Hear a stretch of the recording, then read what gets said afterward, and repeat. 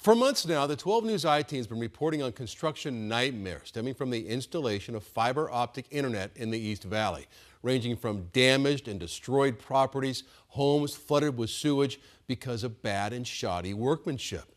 Tonight, the I-Team's Bianca Bono, though, finds problems don't stop with homeowners. She joins us live in studio for the latest in her report in her series, Bad Optics. So what do we find now, Bianca? The company Tilson Technology, which has been doing work for AT&T's fiber company in the East Valley, owes money to hundreds of small mom-and-pop construction companies. Tilson hired them to do much of this work, but didn't pay. Tonight, you'll hear from one of the owners of one of those companies who says this practice is threatening our local economy.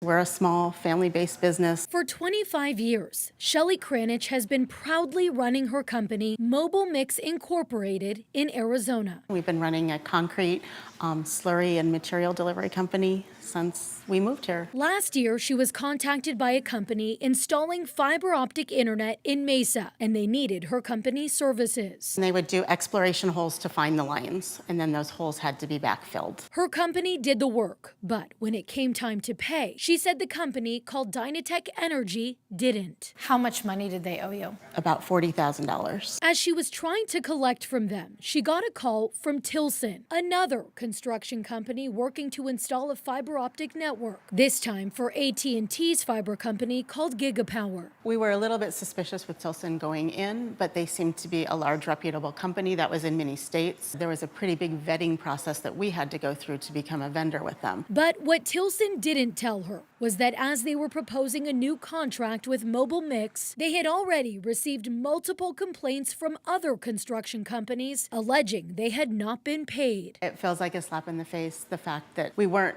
necessarily picked as their first person to do this, but we're picked as their third person only because they didn't pay 1 and 2, so now they're coming to 3. Kranich says for a month, between March and April this year, her company worked to repair the concrete Tilson was digging up during its installation in Gilbert and Chandler. Complaints from residents against Tilson about slashed sewer lines and damaged properties were piling up. Then it came time for Tilson to pay Mobile Mix's $31,000 bill. They decided to stop and cut work and not pay out on anything. Kranich, in shock this was happening again. She contacted Tilson daily with no luck. And as Kranich filed a complaint with the Arizona Registrar of Contractors, Tilson filed for bankruptcy. We've had to dip into, savings to get our bills paid. Arizona ROC records obtained by the I-Team show at least 16 no-pay complaints against Tilson have been filed since last year alone. And bankruptcy records reveal there are between 200 and 1,000 entities Tilson owes money to, totaling somewhere between $100 and $500 million. And it's extremely concerning because it does put businesses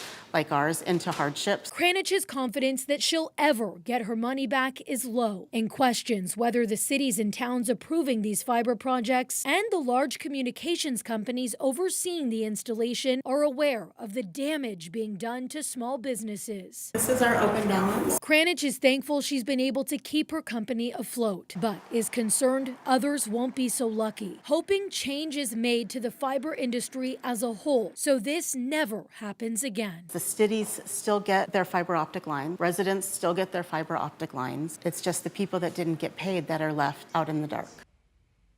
And believe it or not, on top of all of this, the bankruptcy filing, Tilson is also being sued by Gigapower and faces a class action complaint by employees who they say were abruptly terminated last month without proper notice. We obviously still have a lot of questions that we're working to get answers on, so our reporting on this will continue. I should note that Tilson did not respond to my request for comment. We're live in studio, Bianca Bono, 12 News. Bianca, thanks. Tonight.